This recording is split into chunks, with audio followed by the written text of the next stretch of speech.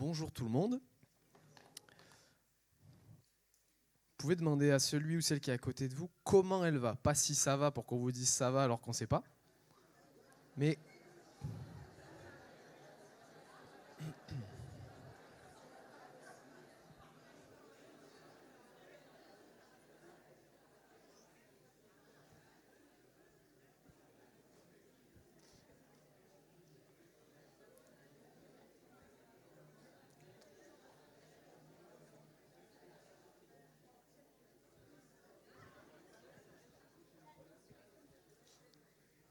c'est ton crayon.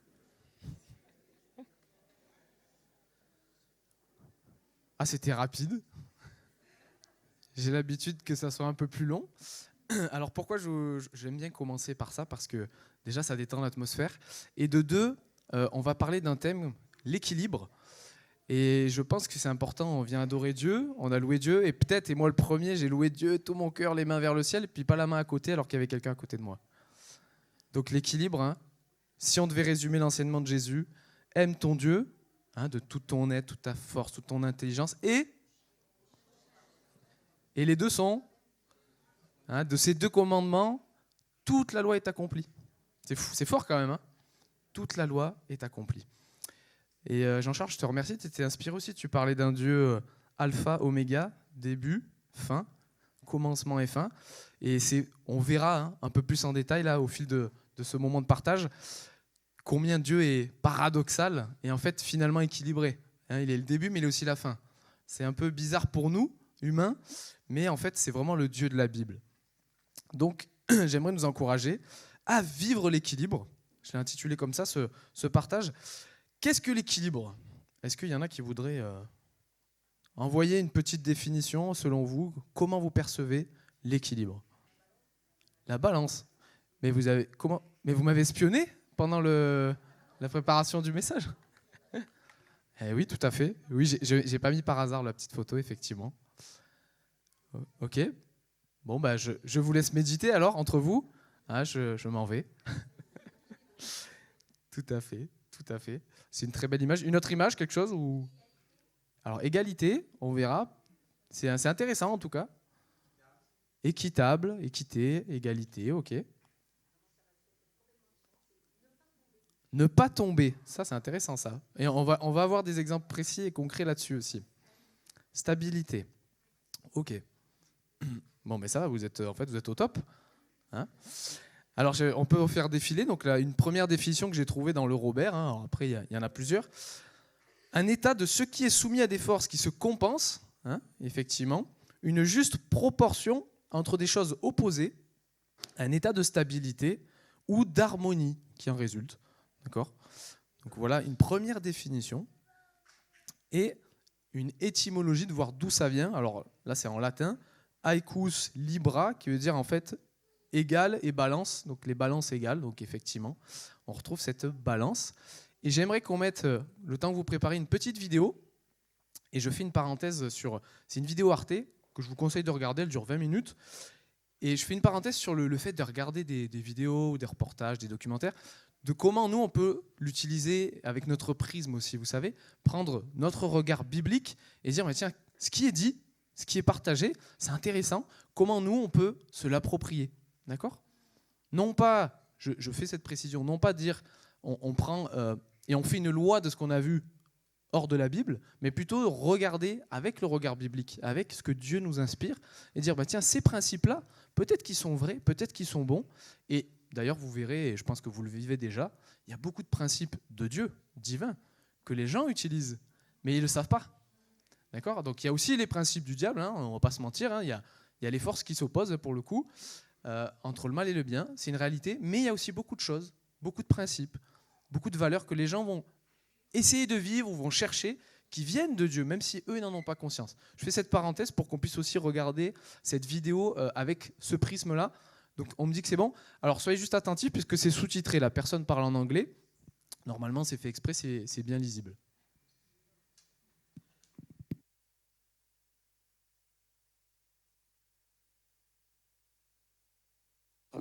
My belief is what being a grown-up is, and none of us ever managed to do this entirely, it's a process, is that you have one eye on the way the world is and one eye on the way the world ought to be. And my view is that being a grown-up, and indeed, let's just say being a grown-up, being a decent human being, is working in whatever area of the world we find ourselves to lessen the gap between is and ought just a bit.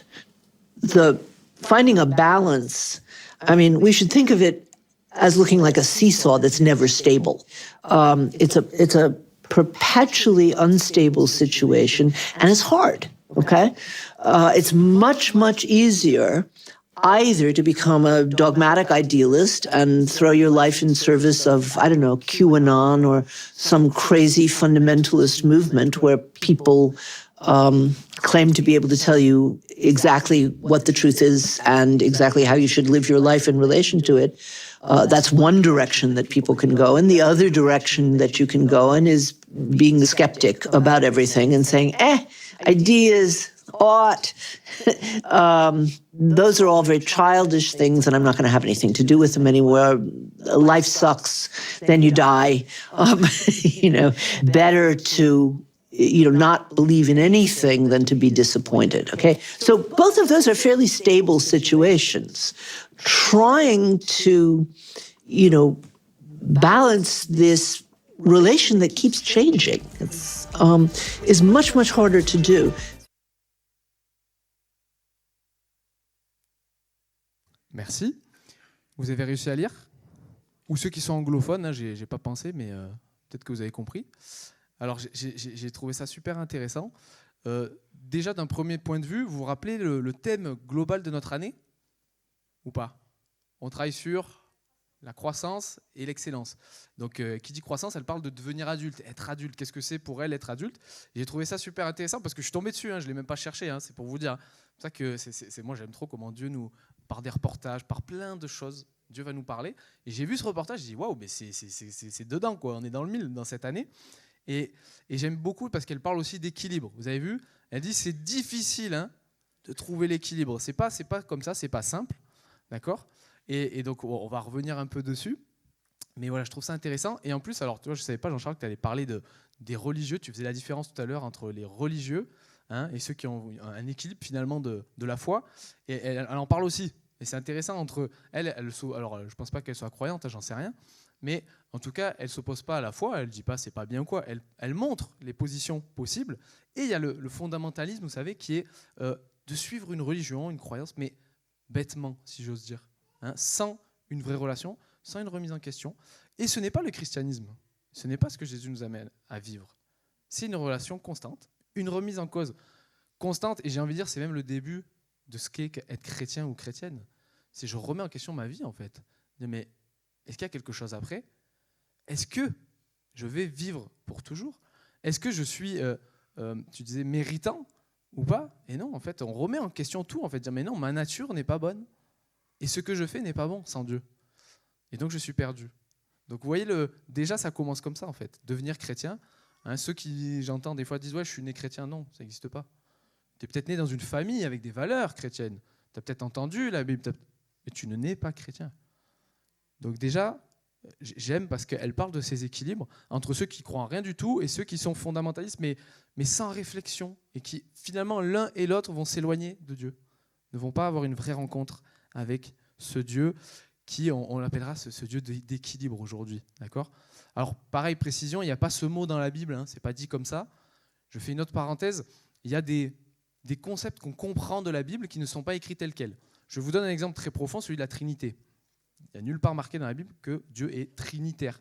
Mais on le comprend.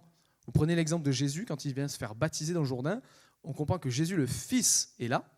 Le Père parle et dit « C'est mon Fils bien-aimé, en qui j'ai mis toute mon affection. » Et le Saint-Esprit se manifeste sous la forme d'une colombe. Et là, on voit, on perçoit, les gens ont expérimenté la Trinité. Mais ce n'est pas un mot, ce n'est pas un concept, d'accord ? C'est comme l'équilibre. Je pense que Dieu, on va le voir, est un Dieu qui nous demande d'être équilibré, mais il n'y a pas marqué dans la Bible « Soyez équilibrés ». Ok ? Donc voilà, je fais on prend un peu de recul, de comprendre un principe sans qu'il soit marqué noir sur blanc. Et c'est justement sortir du fondamentalisme. C'est comprendre qui est Dieu Mais pourtant, mais c'est pas marqué comme ça. Parce que le piège, c'est quoi?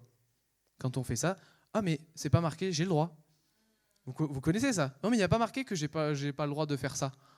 Oui, mais en fait, on comprend c'est pas qu'on n'a pas le droit, on comprend que c'est bon ou que c'est pas bon pour nous. D'accord? Je pense que vous avez compris. Donc, juste pour un petit peu continuer sur l'équilibre, on a dit un peu ce que c'était, j'ai envie de donner ce que ce n'est pas. Hein. Ce n'est pas la tiédeur, d'accord?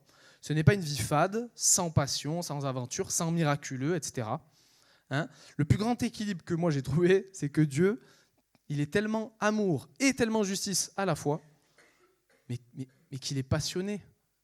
Et d'ailleurs, on appelle comment ce passage de Jésus, quand il va donner sa vie sur le mont Golgotha, on l'appelle la passion du Christ. Du vrai mot, hein, qui est le pathos en grec, passion en latin, qui est la souffrance. On aime tellement jusqu'à souffrir pour l'autre.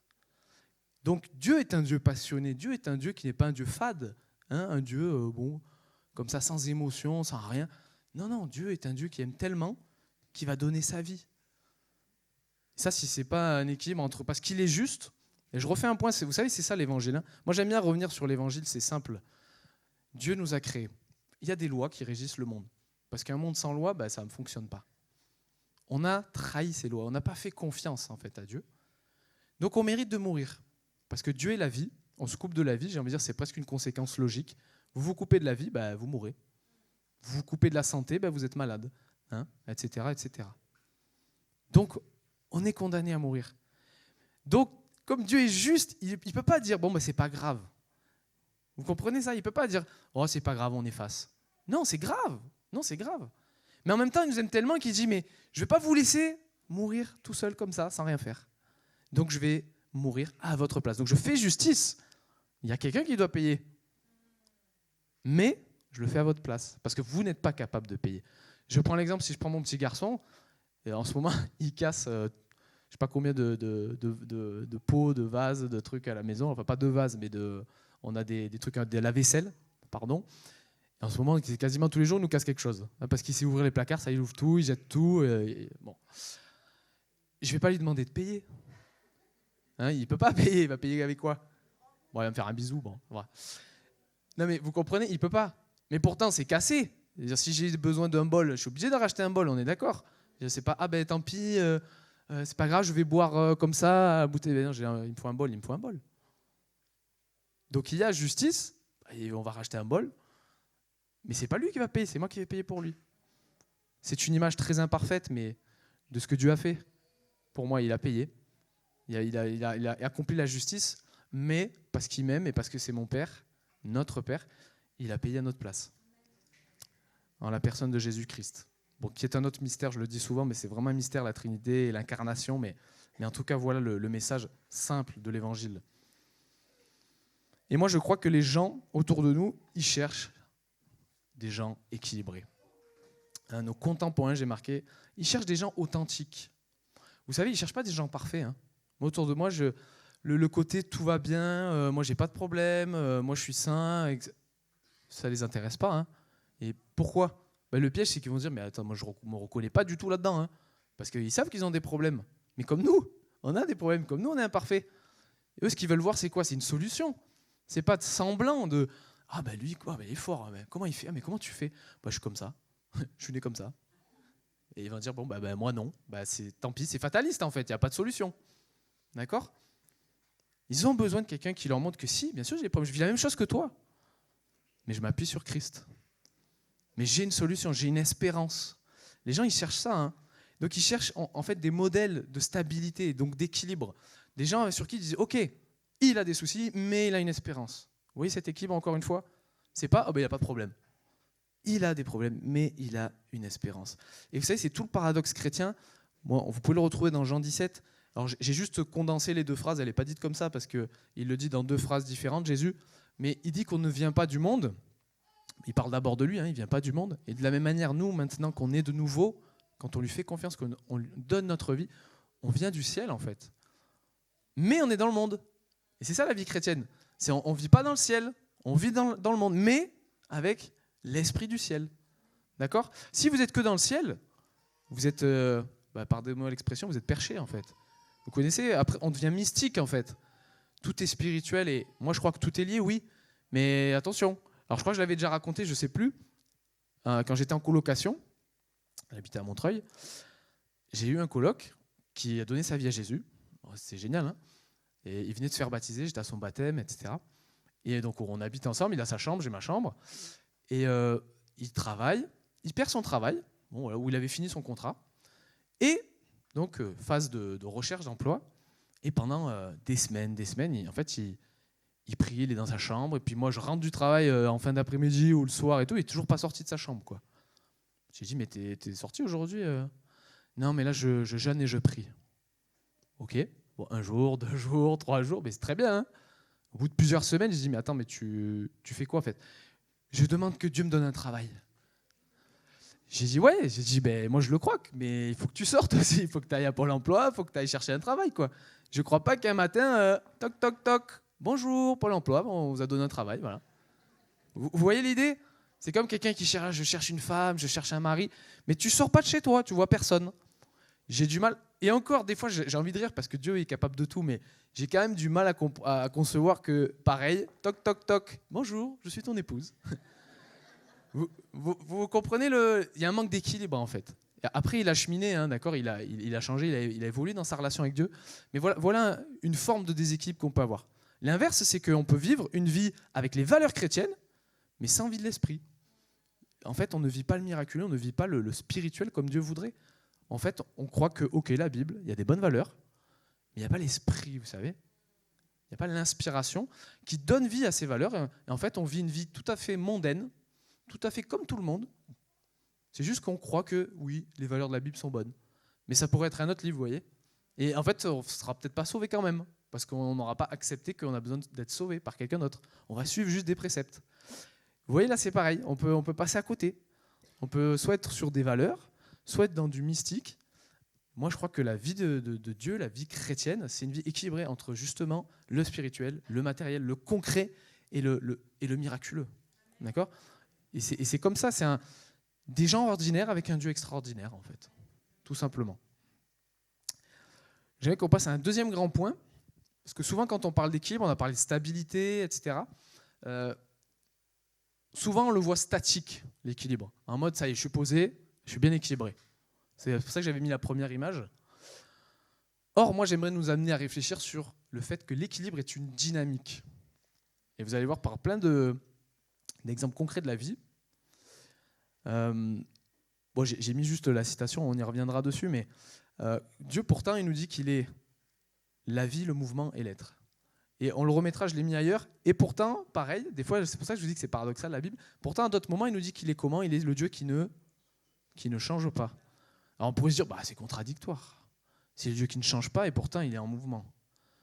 Ben non, en fait, c'est justement l'équipe de Dieu, c'est qu'il est à la fois en termes d'identité, en termes de nature, il ne change pas. En termes de valeur, de fondement, il ne change pas. Mais il est vivant, mais il est actif. C'est exactement ce qu'il veut qu'on soit. Qu'on ne change pas en profondeur, c'est-à-dire qu'on reste notre enfant de Dieu, par exemple, qu'on garde notre nature, qu'on garde notre identité, on a une personnalité aussi, mais qui va se développer, elle n'est pas figée. D'accord ? Et d'ailleurs, vous savez que ce mot-là, figé, statique, c'est le mot qui est utilisé pour le mot idole dans la Bible. Et c'est une des raisons pourquoi Dieu nous dit de ne pas faire d'idole. Ne vous taillez pas des images de Dieu. Parce que c'est comme si on l'enferme, on le fige, donc il devient mort. Et oui, ce qui est figé meurt. Vous prenez l'électrocardiogramme d'une personne à l'hôpital, vous avez déjà vu ça, les courbes. Quand c'est figé, c'est équilibré ou pas? Non, c'est la mort. C'est littéralement, quand l'électrocardiogramme il est stable, selon nous, équilibré, ça veut dire que c'est la mort. Il faut qu'il soit en haut, en bas, en haut, en bas, en haut, en bas. Et nous, des fois, ce n'est pas notre conception. Pour nous, c'est tout linéaire. Et j'aimerais qu'on réfléchisse que finalement, souvent, moi, je crois que la vie de Dieu, elle n'est pas linéaire. Et la vie tout court, elle n'est pas linéaire. Et ce n'est pas pour ça qu'elle n'est pas équilibrée. C'est deux choses différentes. Vous prenez... moi, je suis debout, là. On peut se dire que je suis stable. Alors moi, j'ai fait des études à la faculté des sciences du sport, parce que je suis professeur d'EPS, et on nous apprend en réalité que quelqu'un qui est debout, sans bouger, je parle statique, en fait, il y a plein de micro-ajustements du corps, des fibres musculaires, des tendons, en fait, qui font que je fais que ça pour rester droit. C'est parce qu'il y a le tonus musculaire, etc. Sinon, je tomberai, je ne tiendrai pas. Ceux qui conduisent, il y en a qui conduisent. Quand vous roulez tout droit, est-ce que vous êtes bloqué ? En fait, vous faites plein de petits ajustements, droite, gauche, droite, gauche, droite, gauche. Mais on ne s'en rend pas forcément compte. Donc là, encore une fois, ce n'est pas figé, c'est vivant. Parce que sinon, essayez de poser le volant et bougez plus. Enfin non, essayez pas en fait. Essayez pas, n'essayez pas. Non, accident, à un moment donné, vous n'allez pas aller droit. Hein. Vous avez le vélo, on parlait de... Je ne sais plus qui m'a dit dynamique, qui parlait de mouvement tout à l'heure. En tout cas, le vélo est un bon exemple. J'ai oublié ce que vous avez dit. En tout cas, le vélo, il faut prendre de la vitesse. Pareil, asseyez-vous sur un vélo, essayez de tenir. On fait des formations avec mes élèves juste vendredi, on a fait ça. Et on leur fait travailler justement l'équilibre statique, freiner, ralentir. Ah ben, c'est compliqué. Hein. C'est plus facile de rouler, c'est plus facile d'aller vite. Plus on va vite, plus on est stable. C'est intéressant à méditer ça aussi. Parfois Dieu nous dit va. Oui, mais je sais pas, peut-être que... Va. Et tu vas voir que tu vas trouver l'équilibre, tu vas trouver des réponses. Si tu attends, mais tu attends quoi en fait ? Je dis pas, il y a des... Attention, encore une fois, c'est l'équilibre. Parfois Dieu nous dit attends, parfois Dieu nous dit va. D'accord ? On peut passer sur le point d'équilibre qui correspond aux crises. C'est-à-dire que même dans notre marche, je vous ai dit, c'est pas tout plat, c'est pas tout droit, il y a des crises dans notre marche avec Dieu, dans notre marche tout court, il y a des crises. Et ce mot, en grec, il signifie changement, décision. En fait, c'est un point d'appui, on revient à la balance, ça veut dire que la balance, elle se déséquilibre pour plein de raisons. Un changement de travail, j'ai une relation avec une personne que je n'avais pas avant, je perds une relation, j'ai un problème de santé, etc. La balance, elle se déséquilibre. Moi, qu'est-ce que je décide de faire ? Est-ce que je subis ou est-ce que j'essaie de rééquilibrer et d'appuyer de l'autre côté de la balance ? Donc je vais devoir m'adapter en fait. Voilà l'équilibre parce que c'est dynamique, parce que c'est la vie. En fait, c'est pas ça y est, j'ai trouvé mon équilibre et jusqu'à maintenant ça ne bouge plus. Non, il y a des crises, il y a des passages différents au cours de ma vie. Et alors Jean-Claude Sachs, c'est un prêtre qui a écrit pas mal d'ouvrages. J'ai trouvé cette phrase intéressante. Il dit que les périodes de crise, elles sont simplement des changements d'équilibre, des réajustements. Voilà. Alors lui, il parle spécifiquement au niveau du couple, des crises dans le couple.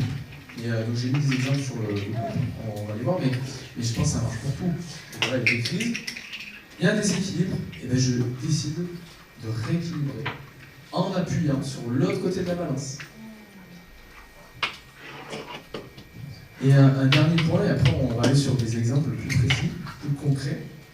Un dernier point sur un petit peu l'équilibre en tant que dynamique, que mouvement, c'est, je pense qu'il y a aussi plusieurs niveaux d'équilibre. C'est-à-dire qu'il n'y a pas qu'un seul niveau.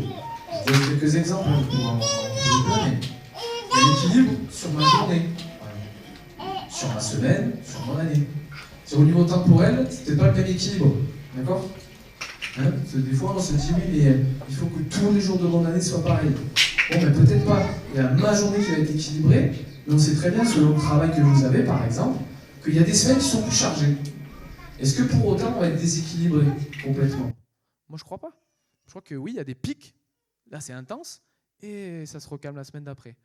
Et peut-être il y aura un autre pic, et en fait, c'est cette alternance sur le long terme qui donne de l'équilibre. Et c'est important d'avoir cette vision à court terme, mais aussi à long terme, de quel est l'équilibre que je veux vivre, comment je veux me positionner dans ma marche, dans ma vie. Et est-ce que, par exemple, je vous donne un truc tout bête, je crois que je l'avais déjà dit, j'ai une habitude, moi, tous les matins, j'aime lire la Bible, méditer, prendre un petit temps avec Dieu, parce que j'ai envie de commencer ma journée comme ça. Mais il y a des jours, ça peut arriver, hein. Bon, j'ai de la chance, c'est rare, mais il y a des jours, on n'a pas le temps. Ça arrive, c'est comme ça. Est-ce que pour autant je vais me déséquilibrer émotionnellement, spirituellement ? Ah, j'ai pas lu, ça va pas du tout, je suis plus en communion avec Dieu et tout. Non, mais c'est parce que j'ai l'habitude sur le long terme de lire, de méditer, d'avoir ces bases, que ça va. C'est sûr que si je le fais jamais, ça marche pas. Mais c'est justement de regarder sur le long terme, dire ok, aujourd'hui j'ai pas pu prendre ce temps particulier, mais est-ce que Dieu vit quand même avec moi ? Oui. Et Dieu sait pour quelle raison j'ai pas pris ce temps. Et Dieu va me parler autrement, et je vais l'écouter autrement peut-être. Et c'est pour ça que d'avoir une vue globale, de dire, dans cette vue globale, j'ai besoin de lire la Bible, j'ai besoin de la méditer, j'ai besoin d'écouter, j'ai besoin d'adorer. Et en fait, c'est d'avoir tout, régulièrement, tout. C'est comme la nourriture physique. J'ai fait un repas raclette, que du fromage, du gras. Bon, si je fais ça une fois comme ça de temps en temps, c'est pas grave. C'est sûr, si vous faites ça tous les jours, non. Mais si vous faites ça une fois de temps en temps, c'est pareil. Regardez à long terme de dire, mais j'ai mangé quoi? J'ai mangé des légumes, j'ai mangé des fruits, j'ai mangé du fromage là, beaucoup. Mais en réalité, c'est sur ma semaine, par exemple, est-ce que j'ai mangé équilibré? Oui. Mais en général, c'est bon. Enfin, je connais personne qui a fait une raclette dans la semaine d'un coup qui est devenu obèse, quoi. Non, c'est des habitudes, c'est le long terme qui fait ça. Vous voyez? Je ne parle pas des problèmes de santé qu'on peut avoir. Hein. Je ne juge pas et je ne critique pas. Hein. D'accord, notre poids, je ne suis pas en train de regarder qui fait le bon poids. Ce n'est pas ça. Vous comprenez? C'est aussi, par exemple, parce que j'ai fait une activité physique, que je vais pouvoir manger à ma juste faim. C'est là aussi cet équilibre qui me donne des bonnes habitudes, en fait. Je me dépense et mon corps, du coup, commence à mieux connaître les besoins qu'il a. Vous voyez ça? Et oui, j'avais mis le mot cercle vertueux. Souvent, là c'est pareil sur l'équilibre que je ne sais pas pourquoi, mais bon, Dieu, j'ai l'impression, a créé ces choses-là. Souvent, nous, on a l'impression, encore une fois, que soit ça monte, soit ça descend. Moi, je parle plutôt de cercles, j'ai l'impression, dans la vie. C'est souvent des cercles vicieux ou vertueux. D'accord?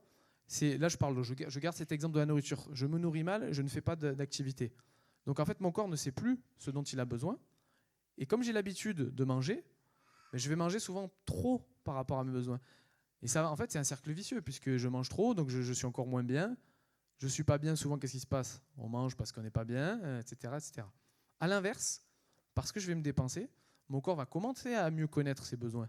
Et donc, je vais me sentir mieux. Et comme je me sens mieux, ça me donne envie encore de continuer à refaire cette activité, etc. Même si je n'ai pas envie au début. Et en fait, ça crée un cercle vertueux et des bonnes habitudes. Bon, c'est un exemple, hein, il y en aurait 1000. Hein. C'est juste un exemple là-dessus pour vous donner du quotidien très, très, très, très simple. Et j'aimerais qu'on vienne sur des exemples maintenant. Alors, je vais donner des exemples de la vie de tous les jours. Et j'ai mis quand même beaucoup d'exemples là, de la Bible. Donc, avec Dieu, j'ai mis quelques exemples et pas mal de comportements de Jésus. Hein, si on pense que c'est le modèle. Moi, je prends Jésus. Hein. Je prends un modèle, je prends Jésus, hein, tant qu'à faire. Et donc, dans ces exemples, on voit que Dieu est à la fois, donc ça je vous l'ai dit, celui qui ne change pas, je vous ai mis les références, hein, dans Jacques chapitre 1, Malachie 3, Hébreux 13, et en même temps le Dieu du mouvement, hein, dans Actes 17, 28, ce qu'on a dit tout à l'heure. On nous dit qu'il faut être attentif aussi aux autorités, d'accord, que Dieu établit, et en même temps, Pierre il nous dit il faut obéir à Dieu plutôt qu'aux hommes. Pareil, c'est cet équilibre. On a de la chance quand on a des autorités qui sont bonnes, quand on a des autorités qui sont intelligentes, quand on a des autorités qui sont justes. Et il faut se soumettre, et c'est une bonne chose. L'idée, c'est pas, encore une fois, c'est pas ni d'être rebelle, mais ni d'obéir bêtement quand quelque chose est mauvais, par exemple, parce que ça existe, d'accord? Donc, vous voyez, voilà notre exemple. Je ne l'ai pas mis, mais parce que j'y pensais ce matin, parce qu'il y en a tellement des exemples, mais on voit que c'est un Dieu, on pourrait penser paradoxal, entre la loi et la foi. On pourrait dire, ah, mais le Dieu de l'Ancien Testament, c'est pas le même que le Dieu du Nouveau. Et pourtant, si. Mais il y avait besoin de comprendre concrètement c'est quoi la loi, comment on obéit à Dieu, comment on vit pour Dieu, et de voir que ce n'était pas possible par nous-mêmes, pour dire, mais toutes ces choses, c'est ce que j'ai dit au tout début, par l'amour en fait que Dieu va nous donner, on va le faire. Et mais c'est par la foi, c'est parce qu'on va accepter que lui nous change et lui nous transforme. Ça, c'est ma compréhension, d'accord, humblement. J'ai l'impression que des fois les gens me disent, mais pourquoi alors il n'a pas fait ça tout de suite, pourquoi? Moi je suis sûr qu'avec notre orgueil humain, si tout de suite il avait donné la réponse par la foi, on serait revenu à un moment donné aux œuvres. En mode, ah mais regarde, je fais ça bien, regarde, je fais ça comme il faut, Dieu m'aime parce que je fais ça bien. Non, en fait, non. C'est parce qu'il t'aime, c'est tout, qu'après il te donne la capacité, si tu lui fais confiance, de faire des choses bien. Et je pense que s'il avait fait dans l'autre sens, en fait, on serait revenu quand même à essayer. Donc moi j'aime bien de me dire, en fait, comme il sait, il dit, regardez, essayez, allez-y. Vous voyez, c'est pas possible. Par vos capacités, répondre à la loi, aimer votre prochain, c'est pas possible. Honorer Dieu complètement, c'est pas possible.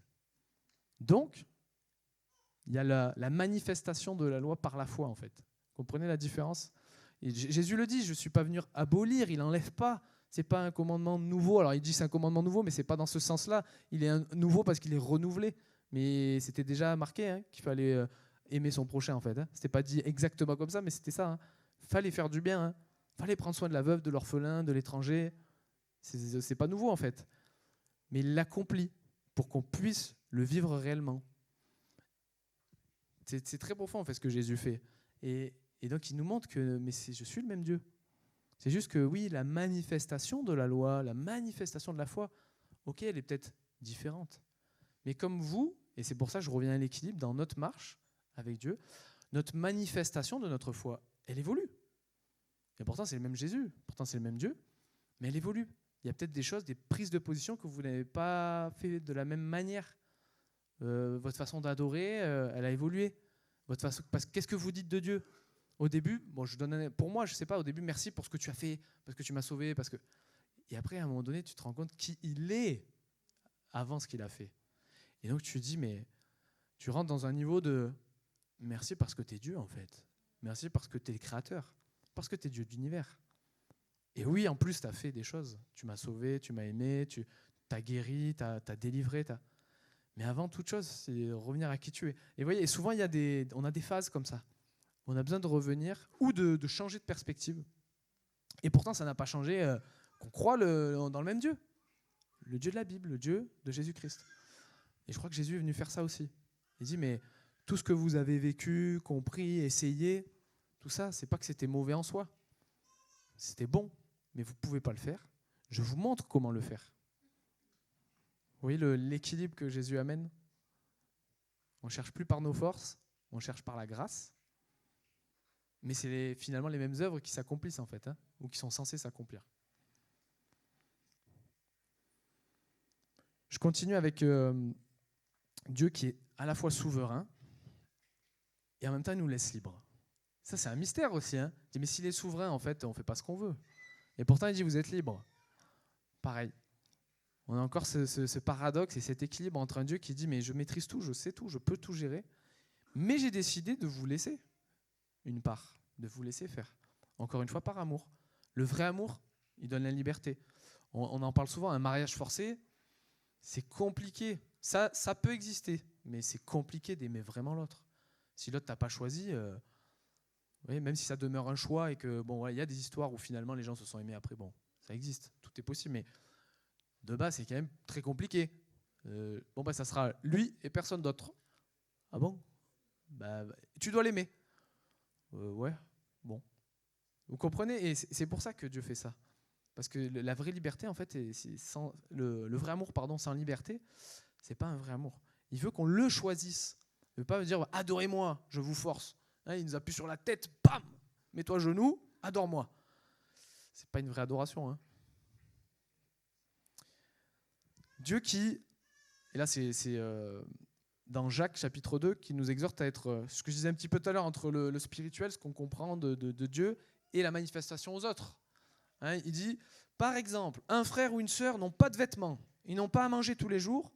Parmi vous, quelqu'un leur dit, allez en paix, shalom, allez vous habiller, bon appétit. Mais ces paroles ne servent à rien si vous ne leur donnez pas ce qu'il faut pour vivre. Alors nous, on a, entre autres, on fait des maraudes, par exemple, auprès des sans-abri, avant de discuter avec eux, mais on leur donne à manger, des habits. Bon, ça me paraît tellement logique aujourd'hui, mais de dire mon frère, Dieu t'aime. Et je crois qu'il a envie de m'insulter, de dire mais si tu me donnes rien, il m'aime, mais montre-moi qu'il m'aime. C'est un peu ce qu'il dit Jacques. Tu me montres ta foi, je te montrerai ma foi par les œuvres. Donc Dieu t'aime, mais je vais te montrer que Dieu t'aime. Parce que Dieu t'aime vraiment, je suis là. Aujourd'hui, j'ai pris du temps pour toi, je t'ai amené quelque chose. C'est ça l'équilibre. C'est pas de dire Dieu va pourvoir. Ouais, mais Dieu veut pourvoir avec toi sûrement aussi. C'est toujours les autres. Je prie mon frère que Dieu t'envoie quelqu'un aujourd'hui. Mais t'es là en fait, t'es déjà là. Mais vas-y, pourvois. Est-ce que des fois on n'est pas comme ça? Parce que moi, quand je parle pour moi aussi. Ça m'est arrivé aussi de non mais en fait après coup je me suis dit non mais en fait c'était peut-être moi quoi. Alors des fois non, encore une fois. Des fois vous n'avez pas le temps, des fois vous priez vraiment, vous passez, vous devez aller faire votre travail, honorer votre travail, vous devez être à l'heure, etc. Ça m'arrive souvent aussi. On ne peut pas gérer tout le monde. C'est pas à nous Hein, et je vous donne ce témoignage. Moi, j'avais un cœur pour les sans-abri quand je suis arrivé sur Paris, la région parisienne. Moi, là où je vis, mes parents, c'est village, ça n'existe pas, hein, les sans-abri. Il y a des gens en difficulté, mais ça n'existe pas. C'est pas comme ici. Donc quand je suis arrivé ici, mais partout. Je suis arrivé à Montreuil, partout, Paris, partout. J'avais une culpabilité à chaque fois que je passais à côté d'une personne en difficulté, comme ça, dans la rue. Je n'ai rien donné, j'ai pas pris du temps. Et au bout d'un moment, Dieu m'a dit, mais tu peux pas gérer, s'il y a 1 million de SDF, c'est pas toi qui vas gérer les 1 million. Hein. Il dit, si chacun le fait. Et là, j'ai dit, mais oui. Mais vous voyez comme on est bête des fois. Non, mais c'est vrai, des fois, on veut parce que c'est l'orgueil, en fait. On oublie que, non, mais attends, oui, Dieu veut m'utiliser. Voilà. Et vous voyez, c'est toujours un équilibre, c'est toujours un aller-retour. Et oui, j'ai le cœur, je veux servir, je veux aider. Et après, Dieu te dit, oui, bien sûr, mais tu peux pas faire tout le monde. Tu peux pas faire tout le temps. Vous voyez ? Et alors, je l'avais mis un peu plus loin, je crois, le passage. Mais c'est comme, il parle de notre famille. Alors, je sais plus où je l'ai marqué. En tout cas, on ne peut pas servir le monde extérieur, tout le monde, et pas s'occuper de sa famille. Vous voyez, la Bible a dit qu'on est pire que des païens, pire que des incroyants si on fait ça. Alors j'ai perdu le... Oui, 1 Timothée 5. Hein, si quelqu'un ne prend pas soin des siens, et en particulier des membres de sa famille proche, il a renié la foi, il est pire qu'un non-croyant. 1 Timothée 5, verset 8. Donc voilà, c'est une question d'équilibre. Il faut les deux. Et je vous le dis, je me le dis à moi en premier. Hein. Moi, je suis honnête, hein, je suis facilement allé dehors, moi. Hein. Vite, les autres. Hein. Ma femme peut en témoigner. Et il faut vraiment que je fasse attention qu'on passe du temps avec la famille, avec moi. Enfin, avec elle, plutôt. Vous avez compris ce que je veux dire. Et voilà, mais moi, c'est ça, par exemple. Il y en a, c'est l'inverse. Il y en a, ils vont facilement être en famille, ils vont pas bouger, ils vont pas sortir, canapé. Ouais, peut-être que Dieu veut que tu ailles aussi dehors, que tu ailles prendre du temps avec les gens, que tu ailles aimer les gens dehors. Voilà. Mais chacun a son... Hein, et c'est un équilibre. Voilà. Et on y va, et on revient. Et ça me donne... du coup, je vais faire dans un autre ordre. Est-ce que tu peux mettre la diapo qui parle importance de l'équilibre, de la communion et de la confrontation? C'est l'avant-dernière. Ça me donne l'exemple dans ce sens-là. Ouais, il faut pareil. C'est bien d'avoir du temps entre nous, entre chrétiens. Il faut s'encourager, s'enseigner, s'édifier. Mais il faut aussi se confronter à l'extérieur. Si on n'a pas l'un et l'autre, moi j'ai mis un exemple pour ceux qui sont sportifs, peut-être, c'est le parallèle entre l'entraînement et le match. Tu t'entraînes en fonction du match. Enfin, je sais pas qui fait du sport là. Je sais, il y en a. Je vous connais là. Dis lève la main. Je te connais. On sait. Juste rapidement là. Bon, il veut pas, c'est pas grave. Tu es libre. Non mais on est. Alors tu lèves pas la main. Tu vas juste me dire si tu es d'accord. Quand tu fais un entraînement, tu t'entraînes juste pour t'entraîner ou tu t'entraînes pour le match? Pour le match, on est d'accord. Et quand tu as fait ton match, en général, tu reviens travailler les points qui n'ont pas fonctionné. Et je crois qu'on a besoin, déjà personnellement, alors déjà il faut annoncer l'évangile, bien sûr, déjà. De toute façon, Dieu nous demande d'annoncer. Et moi, personnellement, mais combien ça m'a fait grandir dans ma foi, d'avoir des contradictions, les gens qui me disent, en fait, je ne pense pas du tout comme toi. Et là, quand tu me dis ça, ah bon, pourquoi? Comment ça se fait que Dieu, comment? Et là, tu n'as pas de réponse. Tu es obligé de revenir chercher. Tiens, mais c'est une bonne question, ça. Hein, par exemple, pourquoi Dieu, on a l'impression que ce n'est pas le même dans l'Ancien Testament et le Nouveau Testament? Ah, bonne question ça. Hein, mais entre nous, en général, on ne se pose pas cette question-là. Puisqu'on connaît Dieu, on vit avec lui, on ne se pose pas la question. Il faut que quelqu'un d'autre... Wow. Et là, ça va renforcer ma foi, parce que je vais comprendre ce que j'ai dit un peu tout à l'heure, que non, mais en fait, c'est juste la manifestation de Jésus qui manifeste différemment la loi et qui accomplit la loi, en fait. Et là, je comprends que, waouh, non, moi, je crois encore plus en Dieu après cette question, parce que je vois encore plus le lien entre l'Ancien Testament et le Nouveau Testament, avec la venue de Jésus. Vous voyez ce genre de confrontation, on en a besoin, en fait. Il faut que notre foi, elle soit à la fois, bien sûr que c'est une rencontre, une révélation, d'un côté, mais il faut que ça soit cohérent avec notre intelligence. Je vous assure que la foi chrétienne, elle est intelligente.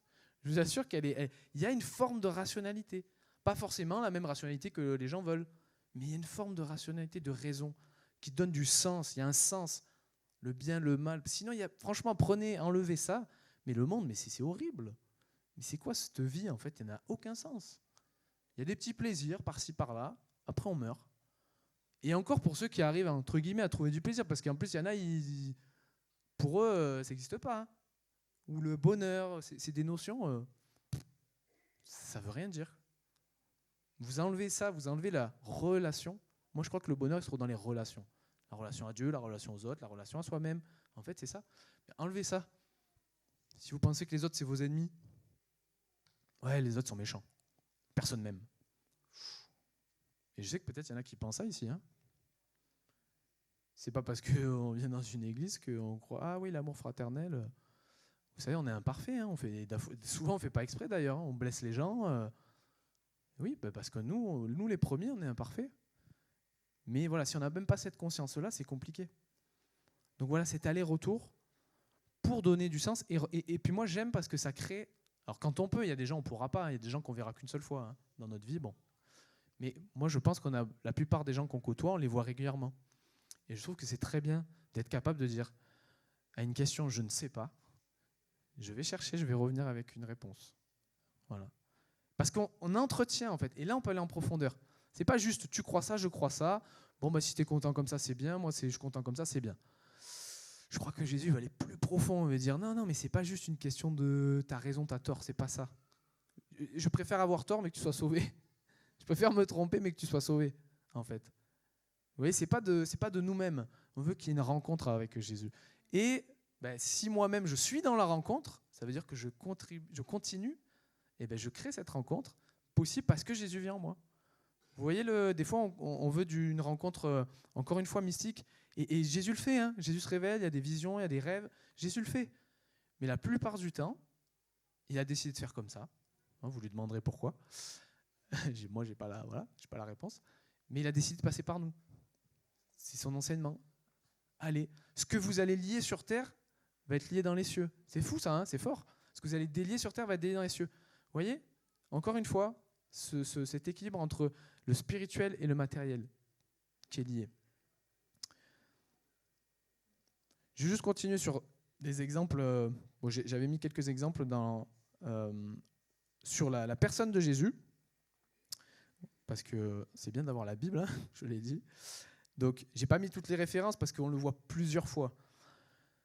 Bien sûr, Jésus, il est à la fois Dieu, à la fois homme. C'est pareil, c'est encore un mystère, mais vous voyez cet équilibre. Et je dis équilibre parce que c'est notre modèle. Il veut qu'on soit à la fois spirituel, hein, à la fois connecté à lui, et à la fois très matériel, très concret, très proche des gens et de nous-mêmes. Jésus enseignait à la foule, il y avait du monde, il y avait de la foule, des milliers de personnes, et en même temps, il se retirait sur la montagne pour prier tout seul. Hein, est-ce qu'on n'est pas comme ça, des fois, nous, à déséquilibrer moi, ça m'arrivait, j'avais une période où je faisais toutes les conférences chrétiennes qui existaient. Alors, sur un week-end, je pouvais faire 3 conférences. Je pouvais être au culte, la conférence de guérison, la conférence de la balle. Et en fait, est-ce que j'ai un temps intime avec Dieu ? Bon, des fois, à l'intérieur, oui, hein, mais parfois, non. Parfois, en fait, on court après des hommes. On ne s'en rend pas compte. On croit qu'on court après Dieu, on court après des hommes. Je ne dis pas qu'il ne faut pas en faire. Hein. Moi, ça m'a tellement béni, ça m'a encouragé. Mais il faut les deux. Il faut de l'encouragement où on est nombreux ensemble et on voit, on dit waouh, tous ces gens-là, waouh, ce que Dieu fait. Et en même temps, il faut, oui, mais Dieu veut me connaître moi, tout seul avec lui. Jésus guérissait les malades, chassait les démons, des miracles. Et en même temps, il mangeait avec ses disciples. Il se reposait sur une barque. Il faisait des mariages. En fait, il aimait les gens, il était avec eux tout simplement. Et vous voyez encore les deux ? Je crois qu'il veut qu'on vive ça aussi. Jésus se rendait au temple. Moi, j'ai remis et chez les gens. Donc, c'est-à-dire le temple, hein, on va dire la structure religieuse, hein, pour mettre un mot dessus, mais et chez les gens. Chez le personnel.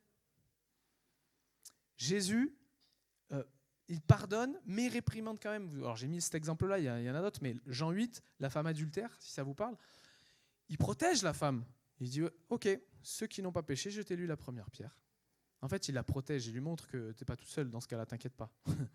Ils sont hypocrites les autres, mais donc je vais te protéger. Par contre, à la fin, il lui dit quoi ? On t'a pas condamné, va, mais ne pêche plus. Il dit pas, c'est pas grave. Non. Encore un équilibre. Jésus donne à manger après des enseignements, des délivrances. Et moi, j'ai mis la résurrection. Ça, c'est incroyable, je trouve.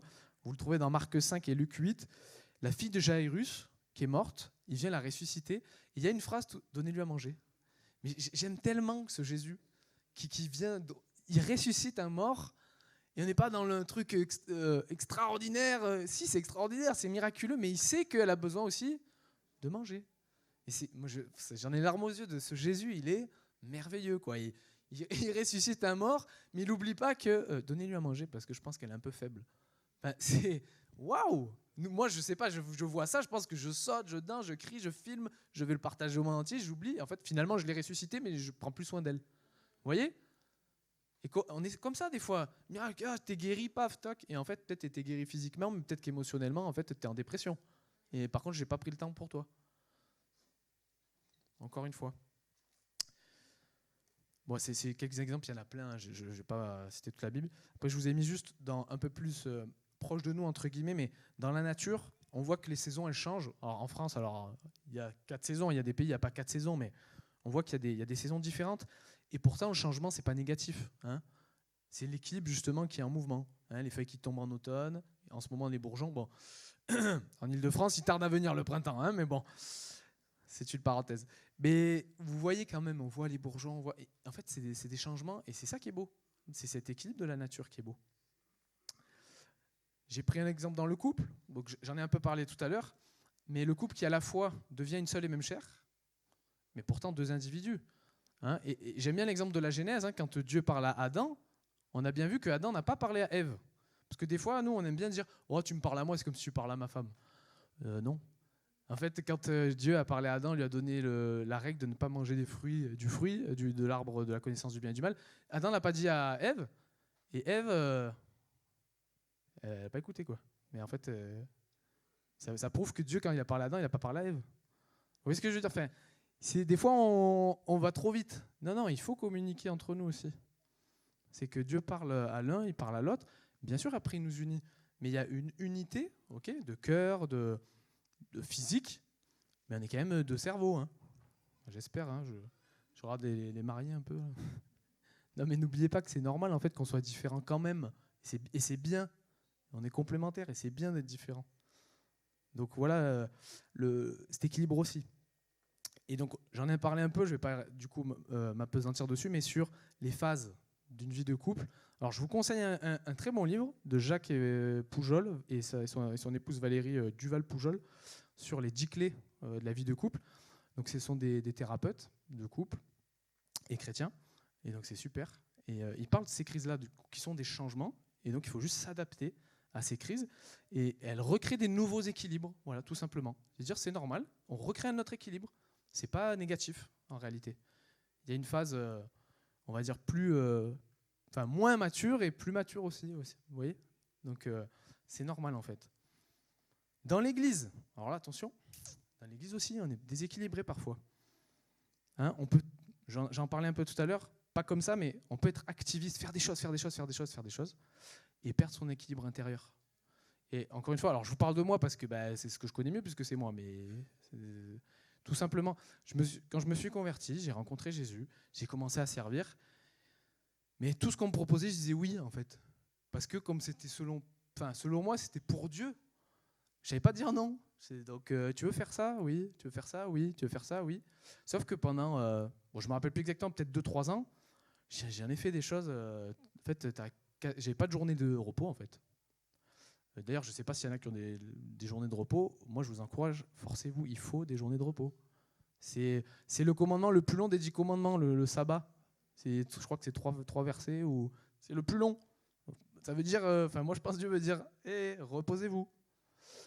Hein, parce qu'on a vite fait de faire ça. Et au bout de 2-3 ans, j'étais frustré. En fait, j'allais faire les choses, mais ça me saoulait.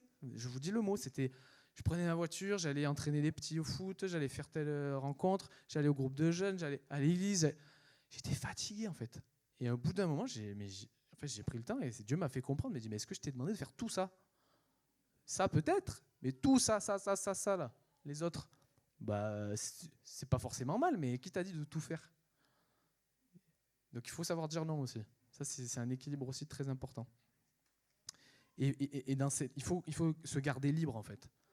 Quand vous vous sentez esclave, Dieu ne veut pas qu'on soit esclave. Il nous a libérés. Il dit vous n'êtes plus esclave en fait. Vous êtes enfant de Dieu. Hein, Jésus est venu nous rendre réellement libres. Hein, Jean chapitre 8, 36 aussi. Hein, si Jésus nous rend libre, il nous rend réellement libres. C'est pas une fausse liberté. Donc il faut qu'on se sente. Et son fardeau, il dit qu'il est comment? On doit porter, oui, on porte des choses, mais il est doux et léger. C'est pas un fardeau lourd, pesant, je n'ai pas de joie. Non, je dois être joyeux. Ça n'empêche pas que vous pouvez être fatigué. Bien sûr, et encore, c'est pour ça qu'il faut se reposer. Bien sûr que c'est fatigant de faire des choses. mais c'est une fatigue avec la joie. Je sais pourquoi je le fais, ça a du sens. Comprenez la différence entre je fais des choses et puis en fait je ne sais plus pourquoi je le fais. C'est ça l'équilibre en fait. Je sais pourquoi. Oui, des fois c'est difficile, bien sûr, mais je sais pour qui je le fais, pourquoi je le fais. Je prends même une communauté locale, vous savez, on peut s'enfermer dans des fonctionnements, et là encore, on ne sait plus pourquoi on fait les choses, et en fait, on va se déséquilibrer, on va perdre le sens de notre communion, en fait. Pour qui on se réunit, qui on adore, qui on sert. Est-ce qu'on fait des activités parce qu'il faut faire des activités, ou est-ce que vraiment ça a un sens, un but? Est-ce que ça touche les gens? Est-ce que ça encourage les gens? Est-ce que ça les fortifie? Est-ce que ça les bâtit? Vous voyez ça? Et on peut, n'importe quel mouvement, dès qu'on oublie la raison essentielle, pour qui on se réunit, pourquoi on se réunit, pour qui on fait les choses, pourquoi on fait les choses, on peut se déséquilibrer. Pourtant, on peut vraiment aimer Jésus.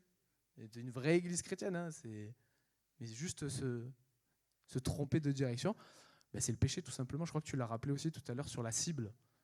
Ça veut juste dire manquer la cible. Donc c'est à la fois grave et à la fois pas grand-chose.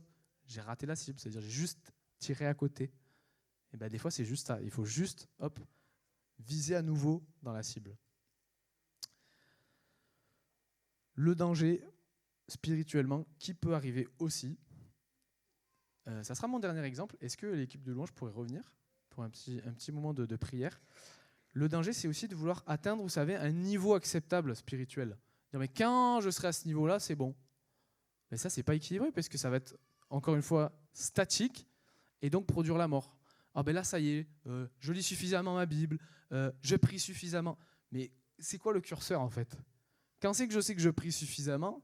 Quand c'est que je sais que j'ai suffisamment médité la Bible? Quand c'est que j'ai suffisamment témoigné?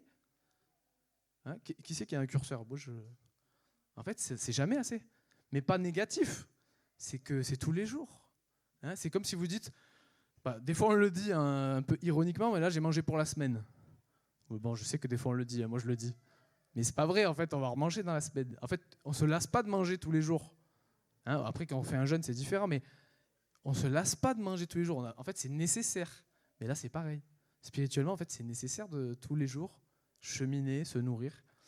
Et c'est ça l'équilibre. C'est pas de dire voilà, ça y est, c'est bon là. J'ai assez mangé pour l'année. La Bible là jusqu'à décembre, c'est bon. Non, ça va être dangereux ça. Eh oui. Ça te fait rire? Non, tu rigoles pour autre chose. Donc voilà, attention à. Non, c'est constant, c'est tous les jours. Voilà l'équilibre. J'aime bien que vous preniez un chant que vous voulez. Mais juste, on va prier en même temps. Si tu peux commencer juste avec le piano. Donc je pense, c'est ma conclusion, tu peux la mettre. C'est juste que la remise en question pour l'équilibre, elle doit être constante dans une volonté de croissance et d'excellence. Et donc arriver une fois mature. Donc c'est un peu le thème de l'année, c'est petit à petit qu'on devienne de plus en plus mature. Et j'aimerais juste qu'on prenne quelques temps pour prier parce que qu'on puisse fermer les yeux, se poser des questions là-dessus. On a entendu des exemples, mais vous avez certainement vos propres exemples, vos propres expériences. Et la première des choses, moi j'aimerais inviter celles et ceux peut-être qui n'ont pas fait, qui n'ont jamais fait, qui ont entendu parler d'un équilibre en fait qui nous reconnecte, nous réconcilie à notre Créateur. Peut-être que quelqu'un veut dire, mais en fait ça là, c'est ce que je cherche depuis longtemps. Et vous pouvez lever votre main et juste dire, j'ai envie de faire ce pas et de dire, je veux connaître ce Créateur, je veux connaître cette personne. Si vous ne l'avez jamais fait ou que vous voulez renouveler, vous dites, mais en fait je me suis éloigné de toi. Vous pouvez lever votre main, juste, alors fermons les yeux, mais c'est juste par respect, par intimité pour les gens. Si quelqu'un veut faire ça, dit, mais en fait je me suis éloigné, je suis déséquilibré, ma vie est déséquilibrée. Et je veux connaître ce Dieu qui m'équilibre complètement parce qu'il me reconnecte, il me réconcilie à mon Créateur, à mon Père. Mais je t'invite à le faire, tu peux le faire. Amen. Merci Jésus pour ses mains, merci Jésus pour ses mains. Si quelqu'un veut encore le faire, dis, j'ai jamais goûté en fait à ça. Je connais pas.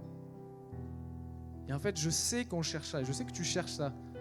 Tout le monde cherche une vie comme ça, une vie qui a du sens, une vie épanouissante. Et Dieu et Jésus veut te donner une vie épanouissante parce qu'elle aura une réelle percée, une réelle portée éternelle en fait. Pour toujours, ce que tu vas commencer à vivre et à faire va avoir un vrai sens.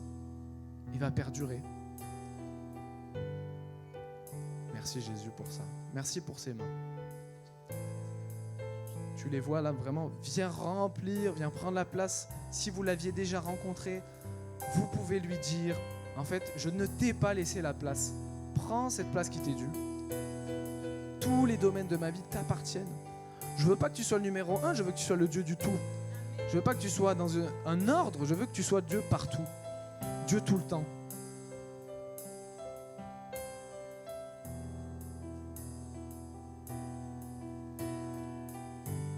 Jésus, je te prie pour maintenant les personnes qui veulent juste se positionner et dire « Ok, j'ai couru à droite à gauche, je connais Dieu, j'aime Dieu, je connais Jésus, j'aime Jésus, mais je veux me positionner maintenant et dire je vais me rééquilibrer. Et il y a des choses que je vais abandonner.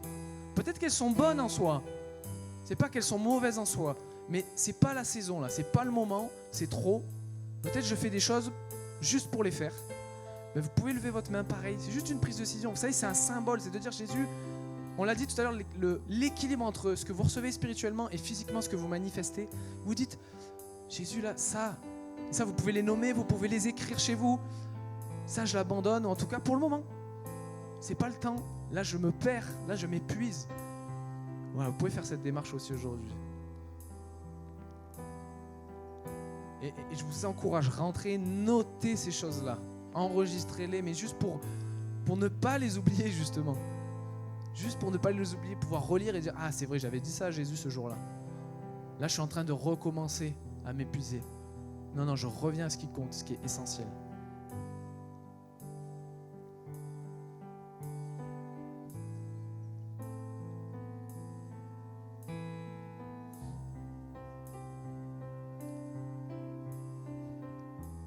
Il va faire juste une dernière prière pour celles et ceux qui... Peut-être tout ça, ça va. Globalement, vous dites, c'est pas ça mon problème. Et vous dites, mais moi je veux maintenant recevoir la plénitude du Saint-Esprit. Peut-être qu'il manque un équilibre aussi. J'en ai pas parlé, mais il y a l'équilibre entre le fruit de l'Esprit, c'est votre rencontre avec Jésus, le Saint-Esprit qui vient habiter en vous, et l'équilibre du vent de l'Esprit qui vient souffler. Vous savez, moi j'aime l'image d'un bateau avec la coque qui vous permet de ne pas couler. Ça, c'est le fruit de l'Esprit, c'est le caractère que Jésus veut faire en vous. Il veut le former, il veut que vous deveniez une personne à son image. Et la voile du bateau qui reçoit le vent de l'Esprit pour être efficace, pour avancer, et pas juste être ballotté par les flots. Pareil, si vous voulez recevoir ce Saint-Esprit et dire « Mais je veux ta puissance maintenant pour que ce que je fais, ce soit efficace. » Vous pouvez pareil lever votre main et dire « Saint-Esprit, je veux recevoir ça là. Je veux cette puissance, je veux être efficace. » C'est pas une puissance pour moi-même, hein. C'est une puissance pour que le royaume de Dieu soit établi. C'est une puissance pour que les autres voient. Hein, la parole, elle dit que c'est par les signes, les miracles, les prodiges que la parole est confirmée. La parole doit être confirmée. Que nous ne soyons pas juste des parleurs, des discoureurs, mais qu'on puisse manifester l'amour de Dieu en action. Qu'on puisse voir des guérisons, des délivrances, des gens transformés, des pensées renouvelées par un échange, juste par un câlin, par une main serrée, par une présence. Juste votre présence parfois suffit. Saint-Esprit, merci. Recevez. Seigneur, je ne partage que ce que j'ai. Je ne peux pas donner autre chose. Mais parce que tu m'as fait grâce et que tu m'as donné ça, je veux juste le libérer pour vous aujourd'hui. En fait, saisissez-le. Saisissez-le, dit Saint-Esprit. Je prends en fait. La Bible en parle. Je le prends. Je veux juste expérimenter ça. Et je vais nous laisser adorer. Je vais vous laisser avec le Saint-Esprit vous-même tout seul. Mais juste, le dernier encouragement, c'est ça. Là. Si vous avez reçu ça aujourd'hui, il faut confronter. Là, j'en ai parlé tout à l'heure. Vous ne pouvez pas voir des guérisons si vous ne priez pas pour les malades. Vous ne pouvez pas dire « je veux » et vous ne faites pas, vous ne verrez pas. C'est juste, voilà, c'est le dernier encouragement, peu importe les domaines, les sujets. J'ai pris cet exemple de la guérison, mais tous les domaines, vous voulez voir tout à l'heure la dîme, vous voulez voir Dieu qui pourvoit, donnez, libérez-vous de l'argent. L'argent, c'est un outil. Libérez-vous de l'argent. Vous avez donné, vous voyez que Dieu pourvoit. Si vous ne donnez pas, vous ne pouvez pas voir que Dieu pourvoit parce que vous gardez tout. Mais c'est pareil, la guérison, vous avez reçu, vous voulez prier pour les malades, il faut y aller. Il ne faut pas le dire comme ça dans des prières, il faut prier et il faut aller voir les gens. Merci Jésus, sois glorifié, sois béni. Je nous laisse adorer encore son nom. Amen.